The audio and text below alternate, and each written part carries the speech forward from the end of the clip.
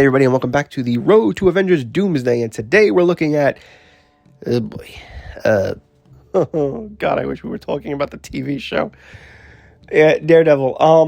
I don't think I watched this, immediately when it was released. I definitely watched this when it was on TV, and I didn't really know that much about Daredevil, other than he was a blind lawyer who moonlighted as a superhero. I knew that because he was on an episode of Spider-Man, where he helped Peter get out of some trouble with Kingpin. And Kingpin was a big villain in the Spider-Man TV show. So I knew that too, and I knew Kingpin was a big burly guy with a cane and everything, and he was like, you don't mess with him. And so I was kind of interested in seeing Daredevil. Definitely was a lot darker than like Spider-Man was or X-Men and stuff like that. But I wasn't really sure what to make of it. I think as a kid, I think I liked this one. I definitely didn't like it as much as Spider-Man, because I watched Spider-Man a lot more. I think Daredevil was just sort of like a guilty pleasure watch as a kid, and that's sadly what it kind of is even today. Before we go any further, I want to say that there's two versions of Daredevil to watch.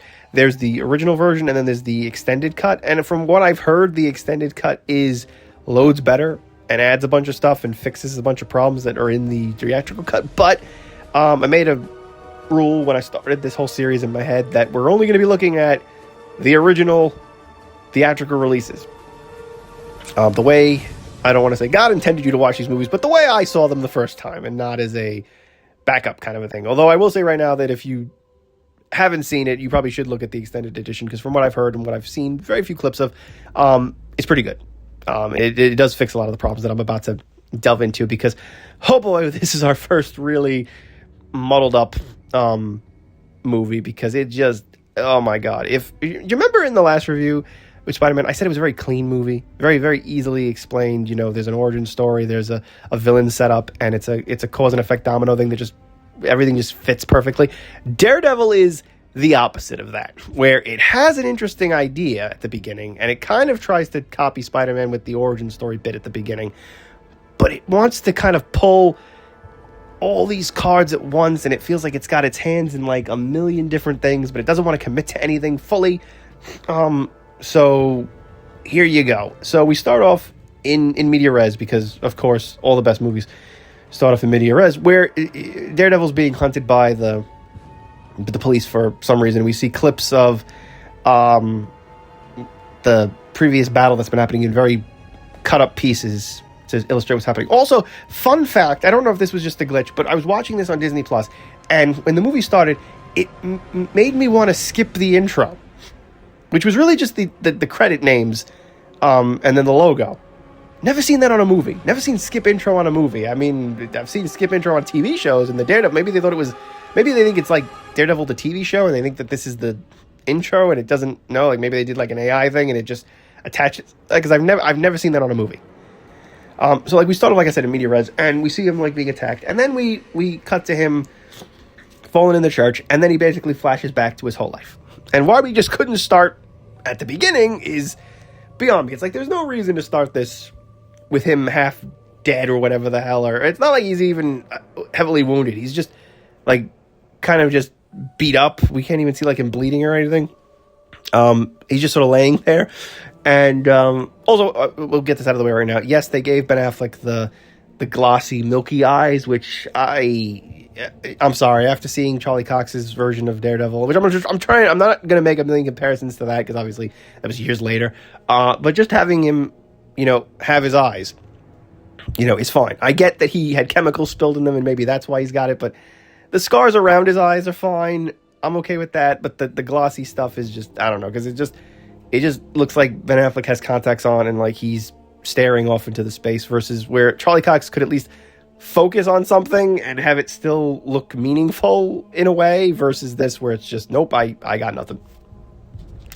But we're jumping ahead. So we start off with the origin story. So it's Matt as a kid. His dad is a boxer, just same as it is in the comics. He refuses to take the fall for a fight and gets killed. It's connected to Kingpin in this version to tie in better to the villain, even though that's going to go absolutely nowhere. Also, side point we have to set up here, there's really no connection to why Matt is religious or what the religious undertones are to Daredevil, because in this version he kills people or at least he kills one person, and we don't really see him not kill other people. I think he lets one person go later on, but he kind of kills one person very early on when he gets off of a trial that he's on. I know technically he does the Batman thing where he like lets him fall in the subway and he lets the subway kill him, but he doesn't save him. And that's kind of Daredevil's big thing. He doesn't kill people because of the whole religious guilt thing. But like he doesn't. There's like angels and stuff. And there's a lot of like religious symmetry, symbolism and stuff. But we never really find out like why Matt is that way, or if he is very religious. It's just sort of there because I guess because it was there in the comic, and so they just threw it in there. That's what it feels like. Because there's never really an explanation for it. Like immediately after Matt's father dies, we cut back to present day where he's Daredevil and met Ben Affleck, and we don't see what happens to him after that. Like you don't see him goes to like grow up in the church orphanage and stuff. We don't see anything with Stick. He trains himself basically, which is going to stretch your believability on how much he could really learn on how to kick ass by himself. Like, I'm sure he could probably hone his abilities on how to, like, jump off the buildings and skate down the ramps and stuff. But, like, the combat stuff, I mean, isn't that all Stick? I'm pretty sure most of the iterations, it's Stick, right? I mean, I don't know if, like, the original Daredevil, he did it himself. Maybe it was that, but I don't know. I'm used to the TV show. I'll try not to make those comparisons anymore. But then we learn he's a lawyer. Like I said, he doesn't have, like, this moral compass or code yet. Also, he's axing for notoriety because he attacks a guy in a bar with hundreds of people rather than letting him escape or meeting him afterwards. Again, I'm trying really hard not to compare it to something that Daredevil would do in the MCU stuff, but it's just so hard not to. And then he chases him into a train station, and like I said, that's the one that he lets die on the train tracks. But then he also manages to set up his logo insignia on the floor in a scene that I think's been ripped apart by everybody on the internet. So let me get this straight. He killed the guy, and then he still had time to lay gasoline on the floor in the form of his logo. And he somehow knew that someone would come along, see the gasoline tracks, and light it up on fire. Like, that makes zero sense. But that's like a small pittance out of everything that doesn't make sense in this movie. We then see him with Jon Favreau, who's in this movie, who was actually interested in directing the movie, but they wouldn't let him direct it. So, boom, they gave him the role as Foggy, who I don't even think is named. I think the captions label him as Franklin. I think he says Nelson and Murdoch or Franklin Nelson at one point, and that's like an hour into the movie, which ironically is when Daredevil and Kingpin meet for the first time, an hour into the movie, which is with 40 minutes left, which is not a good. You don't want, again, like I said in the Spider-Man review, you probably want your villain and your hero to meet a hell of a lot earlier than halfway past the movie's runtime. That's bad. Like, you don't want to do that. And not like the Kingpin really does anything. But I'm getting mad at him. So like Jon Favreau's here. Also, side note, Kevin Smith is here later playing a mortician guy who finds Daredevil's cane thing. And he plays a mortician named Jack Kirby, as a reference to Jack Kirby. And Kevin Smith, also a big Daredevil fan, couldn't direct the movie. Ironically, with Ben Affleck in it, you think that would have been something he would have done, maybe. But I don't even think Kevin Smith would have picked Ben Affleck for Daredevil, even if he had gotten the chance to make the movie. But he's here too. But anyway, so we see Jon Favreau. He's the only funny bit in the movie because he's basically ad-libbing everything off the top of his head. And so they work together. They handle this one case, and then Daredevil meets Elektra, like out of nowhere, and he kind of stalks her and follows her, and they have this really awkward fight in the park. And their dialogue, I'm not gonna go through all of it, but basically their dialogue is like it is putrid because they just met. They barely have any sort of repertoire with each other, and suddenly, like a day later, they're in love, even though 1 minute Elektra doesn't want him anywhere near her, and she's scared of him because she doesn't like having good things in her life, and then suddenly they're all lovey-dovey. It just made me want to vomit. Every time they were, I just wanted to skip it. And so while that's going on, Kingpin's out by Michael Clark Duncan, the great late Michael Clark Duncan, by the way, who was awesome, and I would have loved to have seen do more with the role if they'd given him the shot. But he's in business, and it turns out that Elektra's father is trying to leave the business for whatever reason. He doesn't want to deal with it anymore. And of course, you don't leave the business. It's mob rules. You get whacked off. I don't know why he thought he could do that and not leave the city immediately, but he chooses not to. And then, of course, he signs his death warrant where he's going to die. And up to this point, Daredevil isn't really doing anything remotely close to the Kingpin. And while that's going on, Ben Urich, the news reporter guy at the Post, not the Bulletin in this version, is writing a story about Daredevil, but also dealing with the Kingpin, but they don't spend enough time on him to really factor that in. So it's like, what's going on? So is Daredevil really fixing just crime, or is he going after the Kingpin? Like, again, I hate to make the comparison to the Netflix show, but like there, Charlie Cox's Daredevil was dealing with the organization of people that Wilson Fisk put together to destroy Hell's Kitchen, and eventually he found the leader. And Ben Urich in that version was looking for the head guy, the Kingpin, and everything was built around that one thing. But here it feels like Daredevil's off just solving crimes and taking out people that he thinks are evil. I know the guy that he kills on the train track is in Kingpin employed. He says that, but it's not like Matt interrogates anybody or holds anybody up and says who's he working for, who the Kingpin is. Like, even Charlie Cox's Daredevil, he beat the shit out of a lot of people, but he knew who to interrogate before he beat the shit out of them fully. But here it's like, no, Ben Affleck just shows up, he kills everybody or knocks everybody out and stuff, and then, okay, I don't need to find out who the Kingpin is, it's cool. And then that's another thing we'll talk about later on how stupidly that gets revealed. But so while that's going on, Kingpin needs to kill Elektra's father, so he calls up Bullseye, who spends half the movie off screen, not even dealing with Daredevil. He shows up with 40 minutes left of the movie too, and all we see of him is that he's basically really good at throwing things, which is of course what the character is. And it's Colin Farrell in the early 2000s, so he's kind of a little much, I guess. Colin Farrell eventually became a much more subdued, better actor as time went on. Obviously, his Batman Penguin role was awesome, and his roles in more recent stuff have been really, really good, because they definitely think he's calmed down a bit. But this was when he was young Colin Farrell, like phone booth Colin Farrell, and he was kind of, I don't want to say jumped up all the time, but he was kind of nutty. So he does a lot of like eyeball acting, and he does a lot of weird grunts and sniffs, and actually there's a lot of sniffs going on. Like Matt sniffs Elektra like every 5 seconds. Like, he can see, right? I know they did the whole thing like he needs like vibration to show everything, but like again, I'm really trying not to, but I have to do it again. The Netflix thing basically explained that Matt always can kind of say sort of, because everything looks like it's on fire, which is actually what it supposedly is supposed to look like from the comics, because it's supposed to be like red and not this echo bat location thing that he's got going on here, which I'm not saying is wrong or anything, but whatever. Also, side note, I gotta throw this in here because I gotta throw it in somewhere. The tomb thing he sleeps in, I know he's sleeping in it so that he blocks out the noise, but no, I did not need to see close-up shots of Ben Affleck in water where it's just his face with his mouth half open going, it's creepy. I don't need to see that. Like, no, just have him put earplugs in, or have him put the headphones on. They had noise-canceling headphones in the early 2000s, didn't they? Like, come on, he doesn't have to sleep in a freaking crypt. He's not a vampire. Blade wasn't even sleeping in something like that. Come on. So, like, that's where the setup is with Bullseye. And then finally, while Elektra and Daredevil are kind of like vomit-inducing their relationship to levels of, and again, I'm not even going to compare it to the Netflix stuff, because it's night and day. Also, it's Jennifer Garner, so she can't do that kind of thing that like Elodie Young's version did. So it's different. So I'm not even going to make the comparison. So they're very much in love. But of course, Bullseye shows up, kills her father, and despite the fact that Elektra was out of the car and watched Daredevil's like stick thing, Billy Club, hit him in the chest, and she clearly could see that Daredevil was facing the other way and that Bullseye was there because clearly he's standing not more than 20 feet away. She thinks that Daredevil killed her father. She gets a massive, like, crazy revenge binge trick on it. He tries to stop her with that. And then while that's happening, the reasoning why Bullseye killed him was so that Kingpin could lay a fake trail of information to frame him as the Kingpin, which Urich doesn't believe, but again, we don't spend a lot of time with him to really figure out what he knows and what he doesn't know.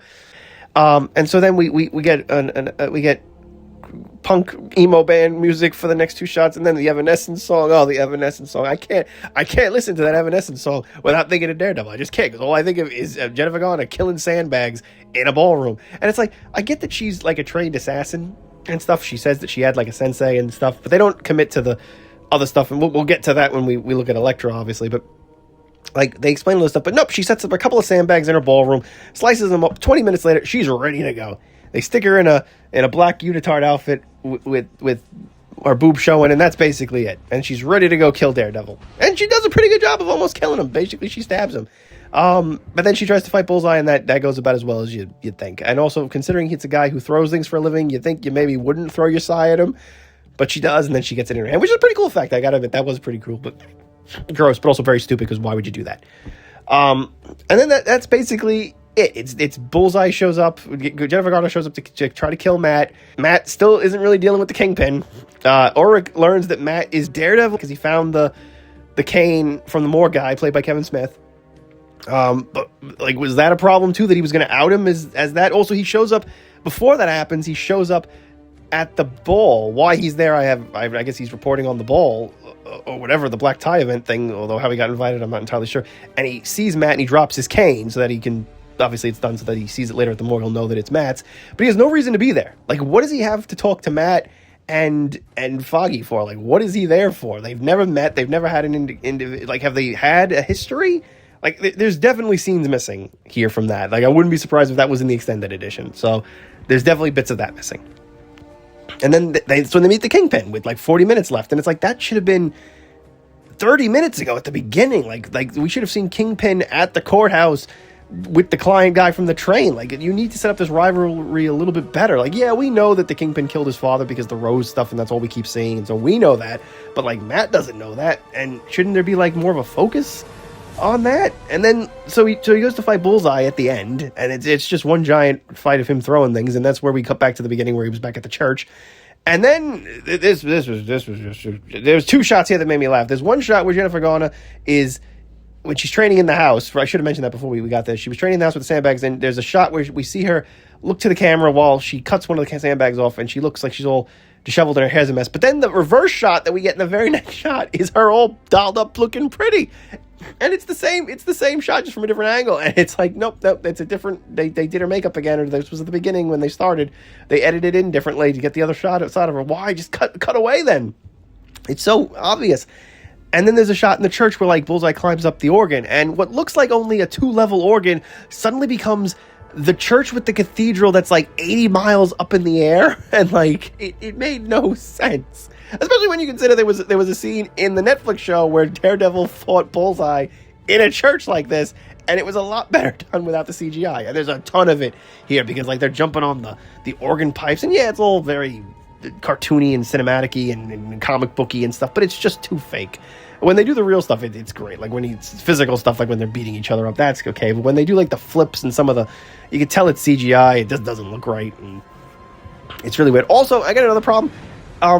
The cops come to the church to set up a perimeter, and they have a sniper on the roof, and there's a guy across the street looking at the window. It's a stained glass window with like artwork on it. So last I checked, you couldn't see through a stained glass window, like, unless you were right in front of it. Can a sniper rifle see through a stained glass window? Because I don't get it. And also the cops never see like who they're shooting or why they're shooting. It's just Daredevil, here's the gun clock. There's no order to shoot or fire or take one out. He just shoots the gun because they need to kill Bullseye's hands. And that's, I don't know. I feel like they could have done something cooler.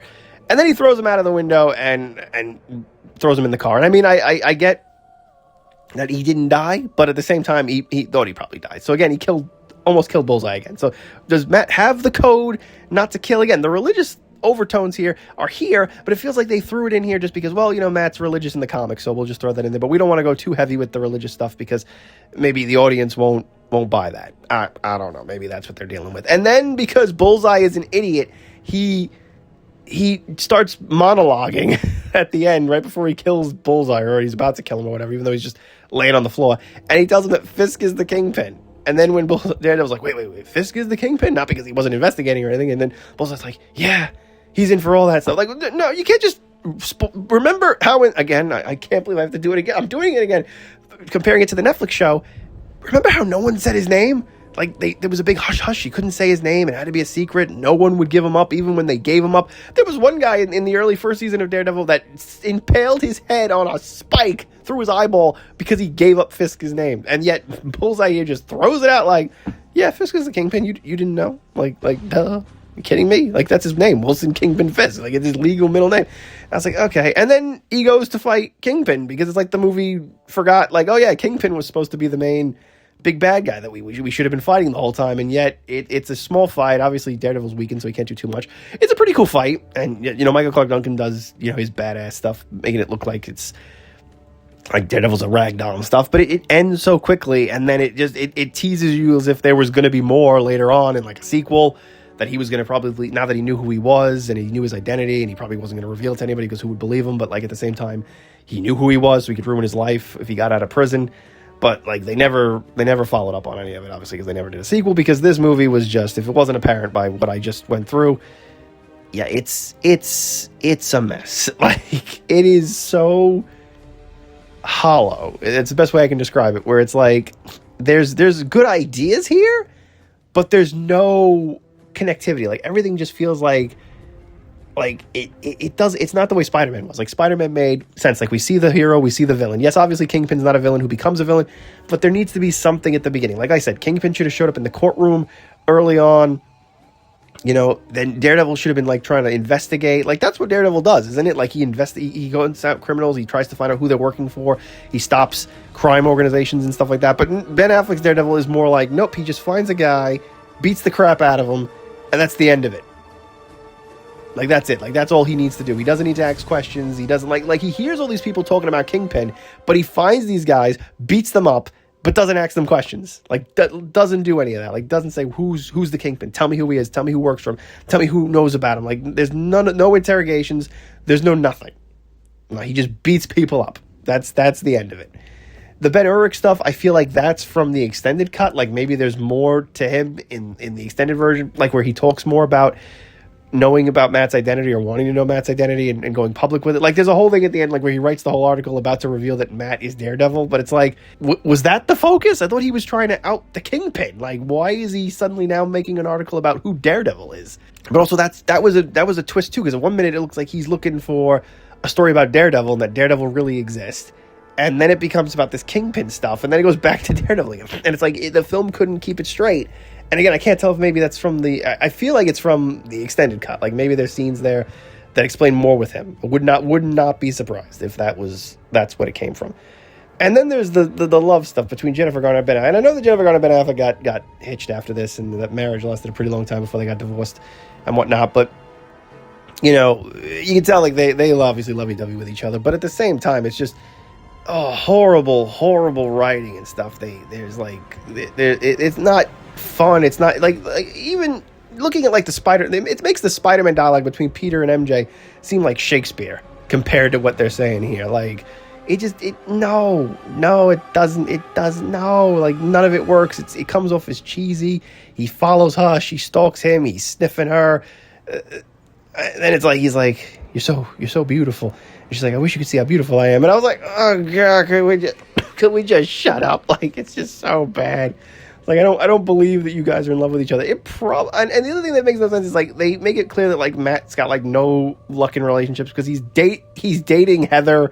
I forget her last name, but the chick who we're all making fun of from Born Again, who thinks that Daredevil didn't save her. I think he's dating her because she says her name is Heather, and she dumps him because he's never around and he's always leaving to go fight crime and whatnot, and so she can't deal with him anymore. And yet he dates Elektra, and suddenly that's not a problem, and he's okay to love. So it's like, does he have a solo wish where he just sleeps with women randomly just for the comfort, or does he really like Elektra? Like, I don't know. And it's just it doesn't work. Like, even when they meet, like, instead of them having like the meet cute thing in the diner, it goes nowhere. Then he stalks her and follows her. They fight in the schoolyard in a fight scene that just they're fighting on playground equipment. Like, I don't know. Also, I hate the shot where they pull back from when he takes off the jacket and he throws the can up in the air and he catches it. I still think, like, the guy from Street Fighter is about to yell out and they put the Versus logo between them and say, like, fight. Like, what are we on, playground stage? Like, I don't know. It's so bad.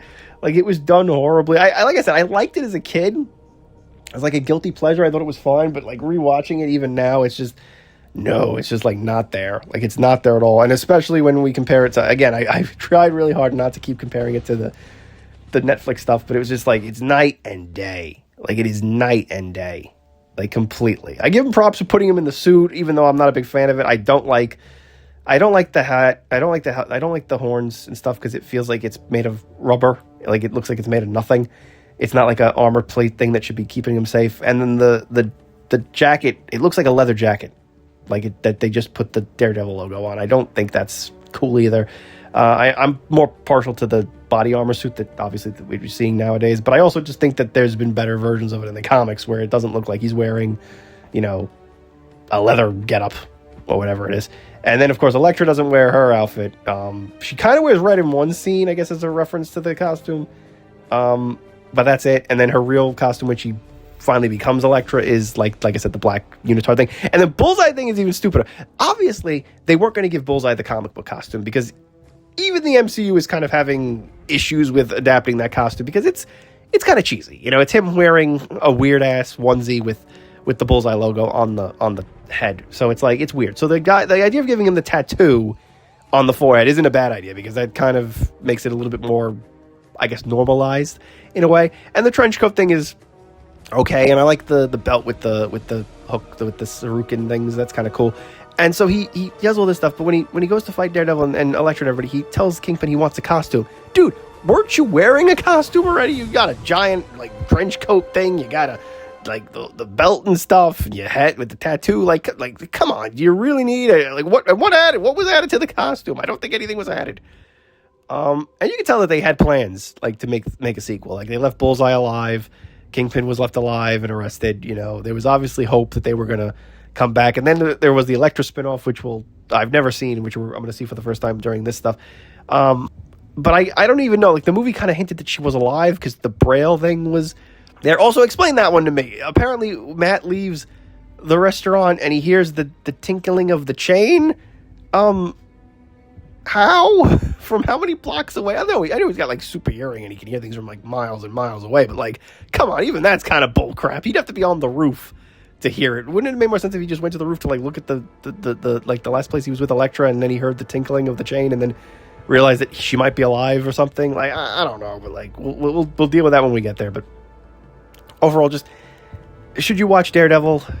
I'm gonna say yes, just because you have to see how bad it is, and I definitely recommend. You got to see how like rough it is compared to like especially if you've come from like the Charlie Cox Netflix Daredevil. You have to see like what we had years ago, like what this was. And also, I recommend you watch the extended version. Again, I can't speak fully for what it is. I've heard it's really good, and people have said it fixes a lot of the problems. I'm assuming some of the issues I had with like the pacing and the story beats are probably better there, but it's not going to fix everything. Obviously, you know, the limited character screen time that some of them have. The love dialogue between him and Elektra just isn't going to be fixed magically.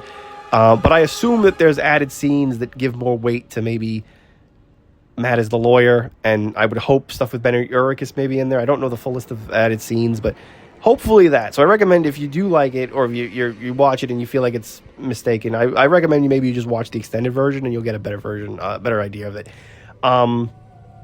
But yeah, it's a mess. I don't like it. And again, like I said, casting wise, this wasn't like the worst cast out there. I mean, Jennifer Garner was proving herself on Alias at the time. Colin Farrell was, like I said, in his early days. Michael Clark Duncan was always amazing. But Ben Affleck, in hindsight, it just seems like a really easy thing not to pick Ben Affleck as a superhero. Like, it just seems like a bad idea overall. And this is the movie that basically turned him off from superheroes until, you know, Warner Brothers gave him a fat wad of cash and told him they'd fund some of his movies if he put on a bat suit. But we're not talking about DC stuff. We're talking about Marvel.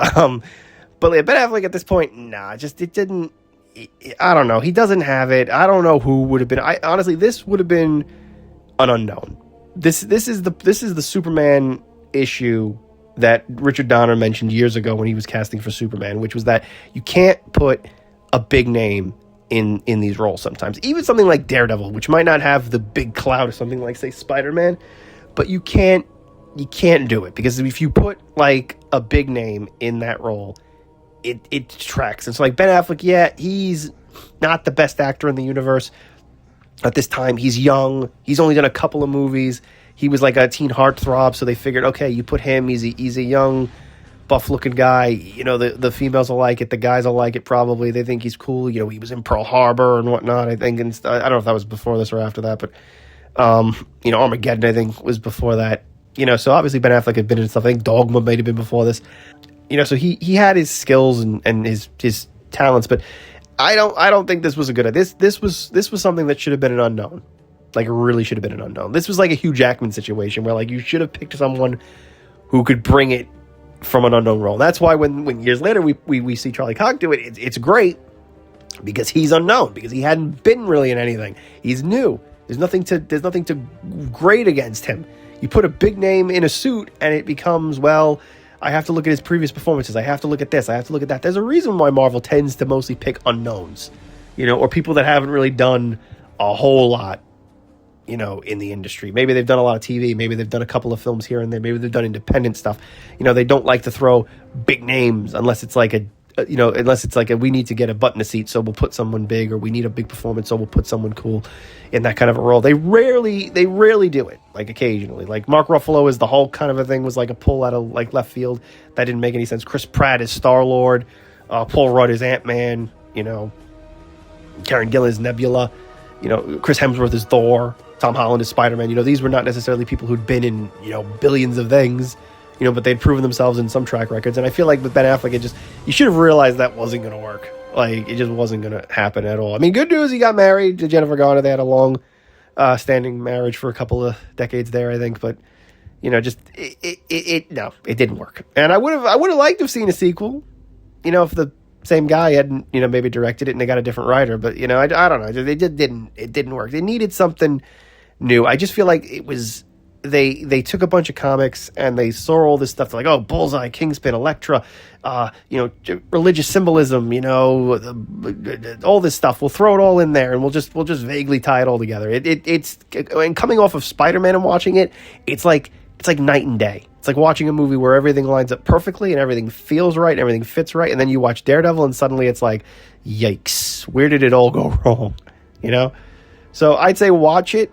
If you're interested, it's not a definite watch. I'd say definitely watch the extended version, because like I said, from what I've heard, that is better. But I can't attest to that myself personally. I probably should have watched that in hindsight. But again, the rules were it has to be the original as is film. Not that there's a whole lot to really it's this and Fantastic Four have like extended editions. Everything else is pretty much you're stuck with the movie that we got. So that's why I didn't really feel like the need to go delve into an extended cut. But like I said, I think FX used to air it a lot with the additional scenes. I've seen a few of them maybe, and I definitely think YouTube's probably got them, but it ain't worth it. It really ain't worth it to watch the original movie unless you like really want to see just how of a mess it is. There's some positive little things here and there, but it's too much of a mess. And I think this is really kind of where the first misfire happened with Marvel, where this was kind of like, well, Spider-Man's on fire, X-Men's doing really good, but Daredevil, not so much. And then the next couple movies, as you'll see, are going to be kind of similar, where it's going to be like, oh, we got a good one, and then it's going to be, what happened there?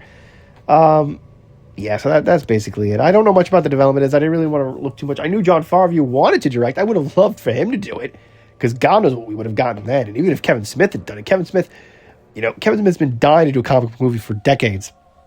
I don't know why they don't just let the man cook, because he probably could have done a really good job with Daredevil. He's a big Daredevil fan. Probably would have nailed it. But, this is what we got. So I'd say watch it if you're interested. Definitely look at the extended edition. Otherwise, this is a solid pass for me, I think. So thanks for listening, and I will see you guys on the next one.